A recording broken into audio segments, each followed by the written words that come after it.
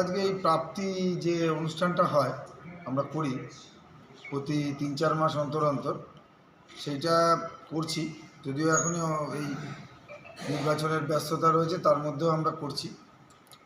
১/১/২০২৪ থেকে ৩০ তারিখ অবধি, ৩০শে এপ্রিল অবধি ৩৫০ মোবাইল আমরা উদ্ধার করতে পেরেছি। যে সমস্ত মোবাইলগুলো খোয়া গেছিলো, যাদের খোয়া গেছিলো মোবাইলগুলো, সেগুলো আমরা উদ্ধার করেছি। এর মধ্যে অলরেডি ৭২টা মোবাইল আমরা, যারা মোবাইলের গ্রাহক ছিলেন, যারা মোবাইলের ছিলেন, তাদেরকে ফেরত দিতে পেরেছি। ২৭৮টা আজকে আমরা এখানে এনেছি। আমরা তাদের মধ্যে যাদের খোয়া গেছিলো সেই সমস্ত মানুষদের মধ্যে আমরা আজকে ২২ জনকে পেয়েছি। তাদের হাতে আমরা মোবাইলটা তুলে নিতে চাই।